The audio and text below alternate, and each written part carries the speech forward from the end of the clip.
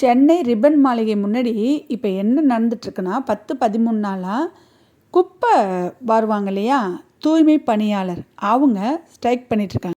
25,000 ரூபாய் சம்பளம் வாங்கிட்டு இருக்கவங்க இன்றைக்கி பார்த்தீங்கன்னா 10,000 ரூபாய் தான் சம்பளம். அதுவும் உங்களை எல்லாருக்குமே நாங்கள் தனியார் இடத்துல விற்றுட்டோம் அப்படின்னு சொல்கிறாங்களாம். நீங்கள் யார் எங்களை விற்கிறதுக்கு அப்படின்னு சொல்லி இப்போ போராட்டம் நடந்துட்டு இருக்கு. எங்கள் ஊர்லேயே இந்த குப்பை வாங்குவாங்க இல்லையா, அவங்கெல்லாம் வருவாங்க. வரும்போது ஒரு சில நேரத்தில் பேசும்போது என்ன சொல்லுவாங்கன்னா, சம்பளமே கொடுக்கலை அப்படின்னு சொல்லுவாங்க. நான் கேட்பேன், ஏன் உங்களுக்கு சம்பளம் கொடுக்கலை அப்படின்னு கேட்பேன். அப்போ அவங்க என்ன சொல்லுவாங்கன்னா, இங்கே இருக்க அதாவது நகரத்தில் இருக்காங்க இல்லையா, அவங்கெல்லாம் வரி ஒழுங்காக கட்டலை, அந்த வரியெல்லாம் வசூல் பண்ணிட்டு வந்தீங்கன்னா உங்களுக்கு சம்பளம் அப்படின்னு சொல்லிட்டு பேசிக்கிட்டே இருப்பாங்க. சரி சரி நாங்கள் வரியெல்லாம் ஒழுங்காக கட்டிடுறோம் அப்படின்னு சொன்னாங்க. வீடு உள்ளவங்க வரி கட்டுறோம். ஒருத்தர் தான் வரி கட்டணுமா, இல்லை ஒரு சின்ன 10க்கு 10 வீடு வச்சுருக்கவங்க தான் வரி கட்டணும். அவங்க கட்டலைன்னா இவ்வளோ பேருக்குமே கவர்மெண்டால் சம்பளம் போட முடியாதான் நான் கேட்டு அனுப்புவேங்க. ஆனாலும் உங்களுக்காக எப்படியாவது 6 மாதத்துக்கு ஒரு தடவை இல்லை வருஷத்துக்கு ஒரு தடவை, சரி ஏதோ 2-3 வருஷம் கொரோனாவுக்கு பிறகு கட்டலை, அது எல்லாத்தையுமே உங்களுக்காக உங்களுக்கு சம்பளம் கொடுக்கணும் அப்படின்னு சொல்லி நான் வரி கட்டிடுறேன் நானே சொல்லியிருக்கேன். ஆனால் இது நடந்தே 1 மாதம் ஆகுது. இப்போ பார்த்திங்கன்னா திடீர்னு சென்னை ரிப்பன் மாளிகை முன்னாடி இப்படி ஒரு போராட்டம் நடந்துகிட்ருக்கு. என்னென்னா, தனியார் இடத்துல இவங்களெல்லாம் விற்றுட்டாங்க அப்படின்னு. நீங்கள் இவ்வளோ நாள் இருந்தீங்க, எங்களுக்கு கவர்மெண்ட் வேலையை போட்டு கொடுங்க, நாங்கள் 25,000 ரூபா சம்பளம் அதாவது ஒருத்தர் தான் நான் சொல்கிறேன். நான் இன்னும் இருக்கவங்க 10,000 வாங்கியிருக்கலாம், 25,000, 50,000 வாங்கியிருக்கலாம், ஏதேதோ வாங்கியிருந்துருக்கலாம். ஆனால் எல்லாமே பாதிக்கு பாதி குறைஞ்சி முதல்ல இருந்து ஆரம்பிக்கணுன்னா ரொம்ப கஷ்டம் இல்லைங்க. வயசாயிடுச்சு, அதுவும் புருஷன் இல்லாதவங்க, ரொம்ப ரொம்ப கஷ்டப்படுறவங்க தான் அந்த தொழில் பண்ணுறாங்க. நான்லாம் ரொம்ப நினைப்பேன், இந்த தொழில் எப்படி பண்ணுறாங்க அப்படின்றது ரொம்ப பெரிய விஷயங்க. காலையில் தூங்கி முழிச்சு நம்ம எழுந்துறோமோ இல்லையா, அவங்க வந்துடுறாங்க. நம்ம வீட்டில் இருக்க குப்பையை அவங்க வாங்கிட்டு போகிறாங்க. எல்லா வேலையை விட இது ரொம்ப பெரிய வேலைங்க. ரொம்ப ரொம்ப இவங்களுக்கு நீங்கள் பார்த்து செய்யணும். ஏன்னா இந்த குப்பை வாங்கிறது, இந்த பெருக்கிறது, இதெல்லாம் ரொம்ப பெரிய கஷ்டங்க. எவ்வளோ பேர் ஒரு குப்பலில் என்னென்ன போட்டு தராங்க. எப்போ பார்த்தாலும் பிரச்சனை என்னென்னா, இந்த தனித்தனியாக பிரித்து கொடுங்கன்னு சொல்கிறாங்க. ஒரு சிலர் தனித்தனியாக பிரித்து கொடுக்குறாங்களா, ஆமாம் அப்போ குப்பை தானே, குப்பை தான் அப்படின்னு சொல்லி போடுறேன். எத்தனை பேரை நம்ம பார்த்துருக்கோம் தெரியுமாங்க. பாட்டில் ஓடலாம் அப்படியே நம்ம பசங்களுக்கு டானிக் போடுவோம் இல்லையா, அப்போ சட்டுன்னு பிள்ளைங்க உடச்சிரும். அதை எங்கே போடுறோம், அதே குப்பையில் போடுறோம். அப்போ குப்பை வாங்கிட்டு போகிறவங்க அதை இப்படியும் அப்படியும் எடுக்கும் போது அவங்க கை காலெலாம் எவ்வளோ கீறல் எடுக்குது. ரொம்ப கஷ்டங்க. குப்பை வர தொழில் சும்மா கிடையாது, ரொம்ப ரொம்ப கஷ்டம். எல்லாருமே நான் என்ன சொல்கிறேன்னா, இந்த குப்பைக்காரவங்களுக்கு நீங்கள் அரசாங்க வேலையை போட்டு கொடுக்கணுங்க. எனக்கு தெரிஞ்சு சொல்கிறேன். யாராலையுமே செய்ய முடியாதுங்க. அது சாதாரண ஆளால் செய்யவே முடியாது. அவங்க சகிச்சு செய்கிறாங்கன்னா அவங்களுக்கு பெருந்தன்மை அதிகம்னு நான் சொல்கிறேன். நம்ம மக்கள் இருக்காங்க பாருங்கள், அவங்களையும் சும்மா சொல்லக்கூடாதுங்க. தீபாவளி, பொங்கல், நல்ல நாள், பெருநாள் வந்துச்சுன்னா இந்த குப்பை வாங்குறவங்க வீட்டாண்ட வந்தாங்கன்னா எப்படி அலட்சியப்படுத்துவாங்க தெரியுமா.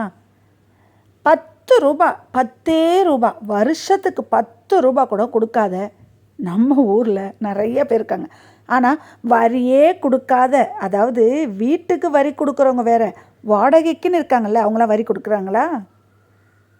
ஒரு வீடு வாடகைக்கு இருக்காங்க, அவங்க என்ன கவர்மெண்ட்டுக்கு வரியாக கொடுக்குறாங்க? கொடுக்கலல்ல. வாடகையில் வாங்கிட்டாங்கன்னு சொல்லுவாங்களா?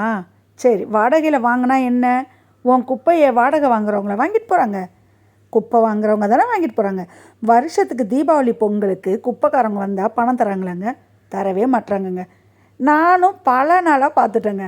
அக்கம் பக்கத்தில் குப்பைக்காரங்க அம்மா தீபாவளி, பொங்கல்மா அப்படி சொல்லுவாங்க. அட ஒரு 50 ரூபா கொடுத்தா என்னங்க வருஷத்துக்கு? இல்லை இல்லை, நான் குப்பையே கொட்டுறதில்லைன்னு சொல்லுவாங்க. முக்கியமான விஷயம் என்னென்னா, நான் இங்கே குப்பையே கொட்டுறதில்லையே, நான் அங்கே தான் கொட்டுறேன், இங்கே தான் கொட்டுறேன். எங்கே கொட்டினாலும் நம்ம ஊரில் தானே கொட்டுறீங்க, இல்லை தலையில் கொட்டிக்கிறீங்களா? நான் என்ன சொல்கிறேன்னா, குப்பை அள்ளுறவங்கள மதிங்கன்ற முதல்ல. சாப்பாடு போட சொல்லலை, வருஷத்துக்கு ஒரு தடவை கவர்மெண்ட்டு என்ன வேணாலும் கொடுக்கட்டுங்க. ஆனால் குப்பை உங்கள் வீட்டு குப்பையில் வாங்கிட்டு போய் கொட்டுறாங்களே, அவங்க வருஷத்துக்கு தீபாவளி பொங்கல் அப்படின்னு வரும்போது பணம் கொடுங்க. அவங்க ஒன்றும் 1000 500 கேட்கல. ஒரு வீட்டுக்கு 50 ரூபா, 50 ரூபா கூட வேண்டாங்க, ஒரு வீட்டுக்கு 10 ரூபா கொடுத்தா என்ன? மக்களுக்கு தரவே மாட்டாங்க. ஏன் உங்களுக்கு கவர்மெண்ட்டில் பணம் தரலையா அப்படின்னு கேட்பாங்க. கேட்டிருக்காங்கங்க, நான் பார்த்துருக்கேன். நிறைய பேர் கேட்டிருக்காங்க. நிறைய பேரை நானும் பார்த்துக்கிட்டு தான் இந்த ஊரில் இருக்கிறேன். ஆனால் இப்போ பார்த்தீங்கன்னா இந்த மாதிரி ஒரு போராட்டம்னு சொல்லும்போது, அடடா பரவாயில்ல, இவங்களாவது போராட்டம் பண்ணுறாங்க இப்போ தான் அப்படின்னு நினச்சேன். அவங்க தீபாவளி பொங்கலுக்காக போராட்டம் பண்ணலை. அதாவது நிரந்தரமான பணி எங்களுக்கு வேணும். 10 வருஷம் 15 வருஷம் நான் இந்த தொழிலில் இருந்திருக்கேன். திருப்பி என்னை முதல்ல இருந்து ஆரம்பிக்க விடாதீங்க. எனக்கு நீங்கள் அரசாங்க வேலை போட்டு கொடுங்கன்னு சொல்கிறாங்க. அது நியாயமான கோரிக்கை தான். கவர்மெண்ட் என்ன நினச்சிட்ருக்காங்கன்னு தெரியாது. ஏன்னா அவங்களுக்கும் தெரியும், இவங்க ஒன்று சொன்னால் அவங்க ஒன்று சொல்லுவாங்க. பொறுத்திருந்து பார்க்கலாம். அரசாங்கமும் சும்மா இருக்காதுங்க. அவங்களுக்கும் எல்லாமே தெரியும். நம்ம ஒரே பக்கமாக பேச முடியாது. என்ன நிலவரன்றது அவங்களுக்கு தெரியும். நம்ம ஒருத்தவங்க மேலேயே நம்ம குறை சொல்லக்கூடாது. பார்க்கலாம் அவங்க எல்லாருக்குமே அரசாங்க வேலை போட்டு தராங்களா தரலையா, எதனால் தனியார் இடம் கொடுக்குறாங்க, தனியார் இடத்துல கொடுத்தா இன்னும் நல்லா இருக்குமா, இல்லை அதுலேருந்து வர காசை அவங்க எடுத்துக்கிறாங்களான்றது சரியாக நம்மளை மாதிரி சாதாரண மனுஷர்களுக்கு எப்படிங்க தெரியும்?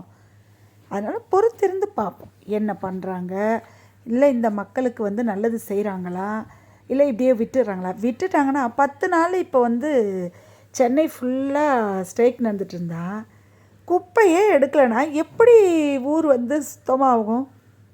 வேற ஆள் போடும். இதுக்கு முன்னாடி இப்படி ஒரு கேள்விப்பட்ட மாதிரி இருக்குதுங்க. ரொம்ப நாளைக்கு முன்னே கூட இந்த மாதிரி தனியார் ஆளுங்க கூட, அதாவது வேறு ஆளுங்களுக்கு சம்பளத்தை கம்மி பண்ணி டெம்ப்ரவரியாக கொடுத்து வேலை பார்த்த மாதிரி கேள்விப்பட்ட மாதிரி இருக்குது. சரியாக ஞாபகம் இல்லை. ரொம்ப வருஷம் ஆகலாம். ஆனால் இப்போதைக்கு கொஞ்சம் ஞாபகம் இல்லை. ஒரு வேளை அப்படி பண்ணுவாங்களா? அப்படி பண்ணாலும் திருப்பியும் இவங்கக்கிட்ட தான் போகணும். அதனால் கவர்மெண்ட்டுக்கு என்ன சொல்லணும்னா, சாதாரண மக்கள் நம்மளாக என்ன சொல்கிறோன்னா, அவங்களுக்கு நல்லது செய்யுங்க. தனியார் இடம் கொடுக்காதீங்க. 25,000 சம்பளம் வாங்கினவங்க 12,000 சம்பளம் வாங்கினா எல்லாருக்கும் வயிற்றெரிச்சலாக இருக்கும். 10-15 வருஷம் உழைச்சாச்சு, இனி 10 வருஷம் முன்னாடி போக முடியாது. 25,000க்கும் இன்னும் கூடுதலாக தான் நீங்கள் கொடுக்கணும். குப்பை அள்ளுறவங்க தானே நம்ம ரொம்ப அலட்சியமாக நினைப்போம். ஆனால் இனியும் அப்படி நினைக்காதீங்க, அலட்சியமாக நினைக்காதீங்க. நம்ம வீட்டில் இருக்க குப்பையை அப்படியே கையில் வாங்கிட்டு போகிறாங்க. ஆனால் ஒரு சில நேரத்தில் சொல்லுவாங்க, குப்பை அள்ளுறவங்களே சொல்லுவாங்க, ஏங்க இதை தனித்தனியாக பிரித்து போடுங்க அப்படின்னு சொல்லுவாங்க. இன்னும் ஒரு சிலர் பசங்க, அதாவது குட்டி பசங்க இருப்பாங்கள்ல, அந்த குட்டி பசங்களுடைய அது எப்படி சொல்கிறதுனா, பாத்ரூம் போகிற துணிலாம் இருக்கும்ல, அதெல்லாம் ஒரு கவரில் வச்சு திருப்பி அதே கவரில் போடலாம். ஆனால் தனியாக கவரில் வச்சு போடணும்னு சொல்கிறேங்க. அந்த அளவுக்கு சண்டை வரும். நான்லாம் ரொம்ப என் பசங்க சின்ன பிள்ளையாக இருக்கும்போது, நான் இல்லை, என்ன மாதிரி அங்கே இருந்தாங்க இல்லையா, அவங்கெல்லாம் அப்படிலாம் பண்ணுவாங்கங்க. அவங்களால பெரிய சண்டை வரும். ஆனால் அவங்க திருத்திக்கவே மாட்டாங்க. அவங்க சொல்கிறது நல்லது தானே அப்படின்னு நம்மளுக்கு காரியம் முடிஞ்சுதா, நம்ம பிள்ளைகடைய பாத்ரூமை தொடச்சோமா, தூக்கி குப்பை தொட்டில் போட்டோமா, ஒன்றா கட்டி போட்டோமா அப்படின்னு நினைக்கிறாங்க. அது தப்புங்க. அன்னைக்கு வேணால் அப்படி நினச்சிருக்கலாம், பிரச்சனை ஆகாமல் இருக்கலாம். ஆனால் இன்றைக்கி இப்படிலாம் இருந்துச்சுன்னா அன்னைய மாதிரி ரொம்ப பெரிய பிரச்சனை வரும், சிக்கல் வரும். அதனால் என்னென்னா, கொஞ்சம் இப்போது டானிக் பாட்டிலெலாம் கீழே உடஞ்சிடுது, கண்ணாடி பாட்டிலெலாம் கீழே உடஞ்சிடுது, அதெல்லாம் ஒரு தனி கவரில் போட்டு வைங்க. அந்தமாரி பிள்ளைங்க போகிற பாத்ரூமெல்லாம் தனி கவரில். அப்புறம் மக்கும் குப்பை, மக்காத குப்பை, எத்தனை பேர் தனித்தனியாக பிரித்து போடுறீங்க? பிளாஸ்டிக்கு தனித்தனியாக பிரித்து போடுறீங்களா? கிடையவே கிடையாது. ஆனால் கவர்மெண்ட்டும் நிறைய தடவை சொல்லியிருக்கு, குப்பையை பிரித்து போடுங்க, குப்பையை பிரித்து போடுங்கன்னு. நான் ஓரியோவை கருதடை ஆப்ரேஷன் பண்ணுறதுக்கு இட்டுட்டு போன இடத்துல, அது கார்ப்பரேஷன் அந்த கவர்மெண்ட் இடம் தானே, அங்கே தான் வந்து இவங்களுக்கு வந்து ஹாஸ்பிட்டல் ஒன்று வச்சுருந்து அங்கே தான் செய்கிறாங்க. அங்கே பார்க்கும்போது மக்கும் குப்பை மக்காத குப்பை அப்படின்னு சொல்லிட்டு 2 பக்கெட் மாதிரி ஒன்று வச்சுருந்தாங்க, அதாவது மூடி போட்டு. இது ஏன் 2 அப்படின்னு நான் கேட்டேன். அப்போ தான் அப்படி பதில் சொன்னாங்க, இப்படி அப்படின்னு. எத்தனை பேர் அதை நம்ம கடைப்பிடிக்கிறோம்? நிஜமாக கிடையாதுங்க. மக்கும் குப்பை அப்படின்னா என்னானே நம்ம மனுஷாளுக்கு அதிகம் தெரியாது. மக்காத குப்பை அப்படின்னாலும் ஒன்றும் தெரியாது. நான் என்ன சொன்னேன், முன்னாடி ஒரு காலத்தில் நம்ம ஒரு 15 25 வருஷத்துக்கு முன்னாடி வச்சுக்கோங்க, 15 வருஷம் கூட கிடையாது, 20 வருஷத்துக்கு முன்னாடி, 25 வருஷத்துக்கு முன்னாடி டிவிலலாம் அட்வர்டைஸ்மெண்ட் பண்ணுவாங்க, இப்படிலாம் இருக்கணும்னு நிறைய விஷயத்த சொல்லுவாங்க. அப்போ வந்து நம்ம நினைப்போம், ஏன் இதெல்லாம் சொல்கிறாங்க, ஏன் இதெல்லாம் இப்படி பண்ணுறாங்கன்னு. ஆனால் அது இப்போ நினைக்கும் போது அந்த மாதிரி நியூஸ் வந்து டிவியில் பார்க்குறத முதல்ல மக்கள் விட்டுட்டாங்க. ஏன்னா செல்லு இருக்குது, செல்லில் ரீல்ஸ் பார்க்குறோம், ரீல்ஸ் பார்க்கறதுனாலேயே நியூஸ் பார்க்குறத விட்டுட்டோம். முன்னாடிலாம் வந்து நியூஸ் தான் முதல்ல பார்ப்போம். அதாவது பாட்டு போடுவாங்க, அப்புறம் நாடகம் போடுவாங்க, அப்புறம் படம் போடுவாங்க, இதெல்லாம் நிறைய இருந்தாலும் நடுவில் ஒரு குறிப்பிட்ட டைமுக்கு நியூஸ் போடுவாங்க. நியூஸுக்குள்ளே, அதாவது நியூஸ் முடிஞ்சதும் நியூஸ்க்கு முன்னாடியுமே என்ன சொல்லுவாங்கன்னா, ஒரு அட்வர்டைஸ்மெண்ட் பண்ணுவாங்க, விளம்பரம், மக்களுக்கு விழிப்புணர்வுக்காக நிறையா இந்த குப்பை, மக்கும் குப்பை மக்காத குப்பை இப்படி போட்டால் இப்படின்னு பேசி போடுவாங்க. பார்த்துருக்கீங்களா? எத்தனை பேர் பார்த்துருக்கீங்கன்றது தெரியாது, ஆனால் எனக்கு ஞாபகம் இருக்குங்க, நான் பார்த்துருக்கேன். அந்த மாதிரிலாம் இப்போ கிடையாது. அதாவது இருக்கலாம், ஆனால் நம்ம பார்க்கலன்னு நினைக்கிறேன். நம்ம தான் செல்லையே நோண்டிகிட்ருக்கோமே, எங்கேருந்து டிவியில் நியூஸ் பார்க்க போகிறோம்? பொதிகைன்னு ஒரு சேனலில் போடுவாங்க நியூஸு, அதாவது பொதிகை சேனல் நியூஸ் எத்தனை பேர் பார்த்துருக்கீங்க? அது ஒரு மாதிரி அமைதியாக இருக்குங்க. அந்த நியூஸ்லாம் இப்போ நம்ம பார்க்குறதில்ல, பார்க்குறவங்க இருக்காங்க, ஆனால் அதிலலாம் விழிப்புணர்வு இருக்குது.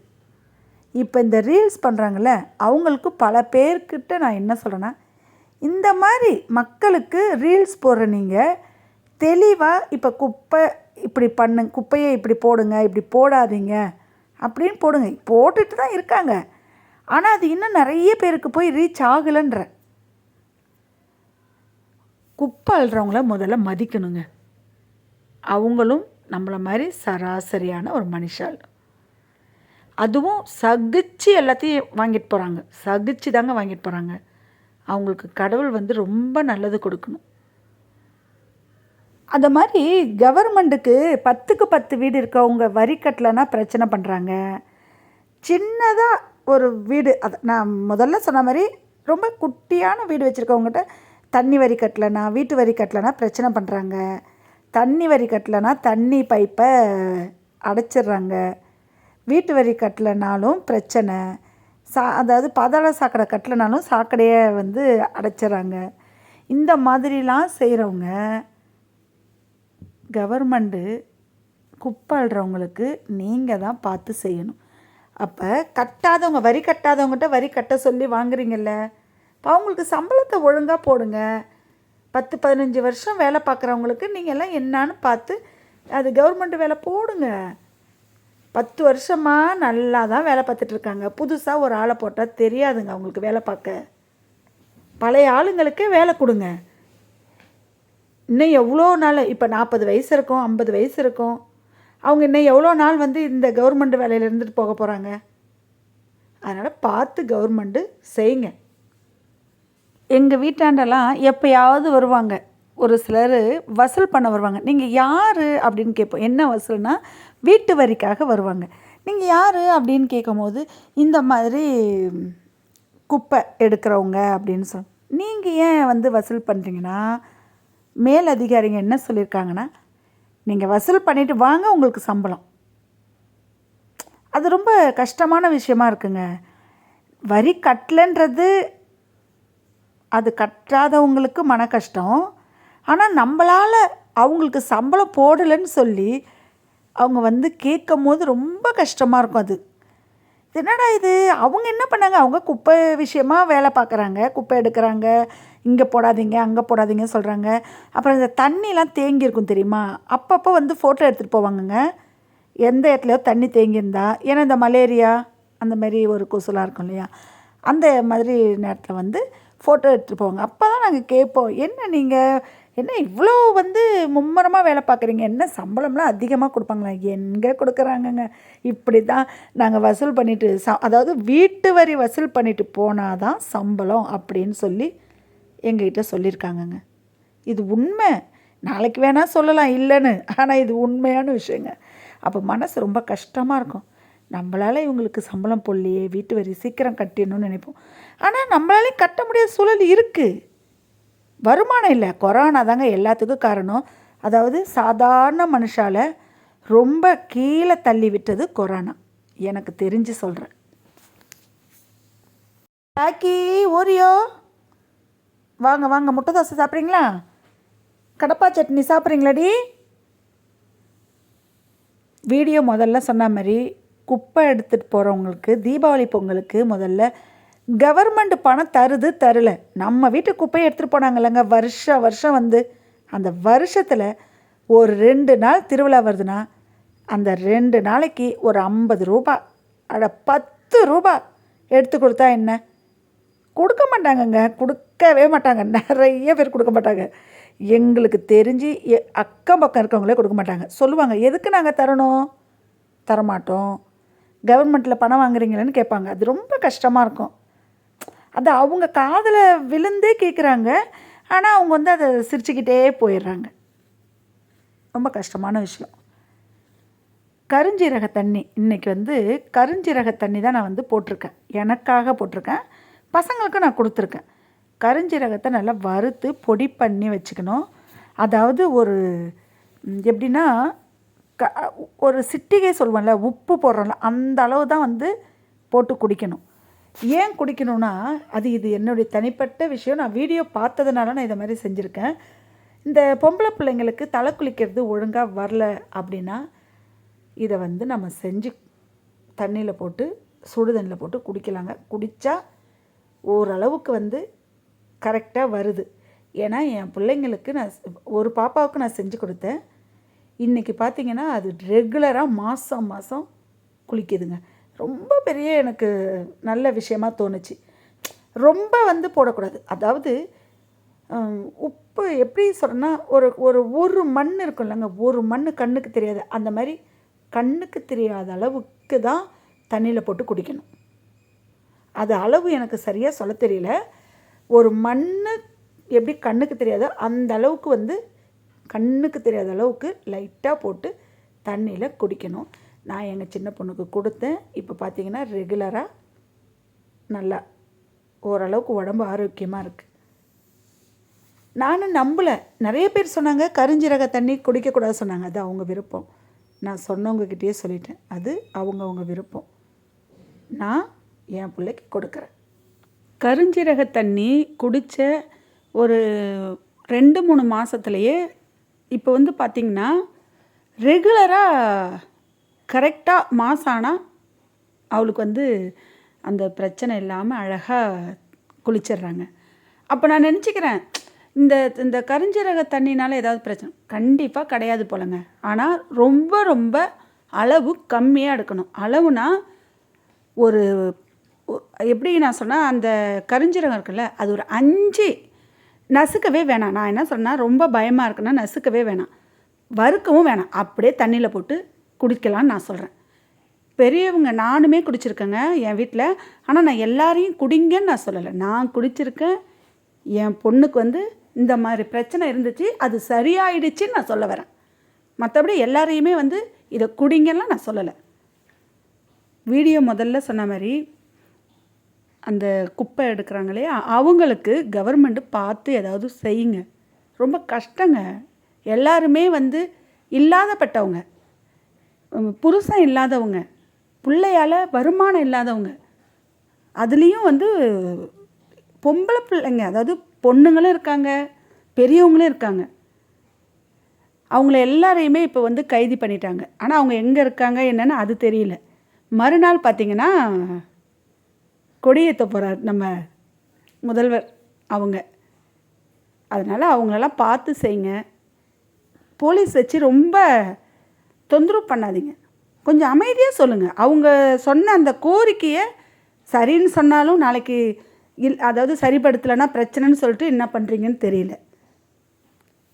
கொஞ்சம் அவங்களெல்லாம் பார்த்து பக்குவமாக சொல்லி உங்கள் கோரிக்கையை நிறைவேற்றுறேன்னு சொல்லி நீங்கள் எல்லாமே, அதாவது ரொம்ப நாள் இருக்கவங்களுக்கு கவர்மெண்ட் வேலை போட்டு கொடுத்தா என்ன தப்பு கேட்குறேன், என்ன தப்பு? 10 வருஷம் 15 வருஷம் இருந்திருக்காங்க. கொஞ்சம் அவங்களுக்காக நீங்கள் ரொம்ப நாள் இருந்தவங்களுக்கு போட்டு கொடுங்க. இப்போ சேர்ந்தவங்களுக்கு போடுறீங்களோ போல, அது என்னுடைய தனிப்பட்ட விஷயத்த நான் சொல்கிறேன். இப்போ 1 வருஷம் 2 வருஷம் ஆயிருக்கலாம், அவங்களுக்கு நீங்கள் போடுறீங்க போடல. ஆனால் 15 வருஷமாக இருக்காங்கல்ல, 15 வருஷம் 10 வருஷம்னா என்ன சும்மாவாங்க ஒரு வேலையில் இருக்கிறது? உங்களை நம்பி தானே அவங்க அந்த வேலைக்கு வந்திருக்காங்க. கவர்மெண்ட் வேலை கிடைக்குன்னு தான் வந்திருக்காங்க. அதனால் நீங்கள் தான் செய்யணும். கவர்மெண்ட் வேலை கொடுக்கணும் அவங்களுக்கு. வருஷம் ஆனவங்களுக்கு நீங்கள் கண்டிப்பாக கொடுக்கணுங்க. அவங்க சொல்கிற கோரிக்கையை நீங்கள் ஏற்றுக்குங்க. எது எப்படியோ நாளைக்கு சுதந்திர தினம். நம்ம எல்லாருமே, நம்ம இந்தியாவில் பிறந்த எல்லாருமே சுதந்திரமாக இருக்கமா இல்லையா? கண்டிப்பாக சுதந்திரமாக இருக்கோம், நம்ம இல்லைன்னெலாம் சொல்ல முடியாதுங்க. பல நாடுகளை பார்க்கும் போது இந்தியாவில் பிறந்ததுக்கு நம்ம எல்லாரும் ரொம்ப பெருமைப்பட்டுக்கணும். இது உண்மை. நான் வாய் வார்த்தைக்காக சொல்லலை, இது உண்மை. ஆனாலும் மக்கள் போராட்டம் பண்ணுறாங்கன்னா கொஞ்சம் அவங்களுடைய நிலைமைகளை பார்த்து கவர்மெண்ட்டு அதை சரி செய்யுங்கன்ற. இது தனிப்பட்ட விஷயங்க, என்னுடைய தனிப்பட்ட விஷயத்தை நான் உங்கள் கூட ஷேர் பண்ணியிருக்கேன். கருஞ்சீரகத்தை அம்மியில் நல்லா அப்படியே பட்டு மாதிரி நுணுக்கிக்கலாம். நல்லா பட்டு மாதிரி நுணுக்கிக்கலாமா? இது நம்ம அப்படியே ஒரு பாட்டிலில் போட்டு வச்சிட்டோம்னா ரொம்ப நாள் இருக்கும். ஆனால் இவ்வளோ தேவையில்லை. எனக்கு பாப்பாவுக்காக நான் வாங்கிட்டேன் இவ்வளோ தான், ஆனால் தேவையில்லை. ஒரு சிட்டிகைன்னும் போது 1/4 கிராம் போதும். அதுவே வரும், பல வருஷத்துக்கு வரும் போல். 1/4 கிராம் பல வருஷத்துக்கு வரும். இப்போ இது இவ்வளோ தேவையில்லை, தெரியாமல் நான் செஞ்சிட்டேன்.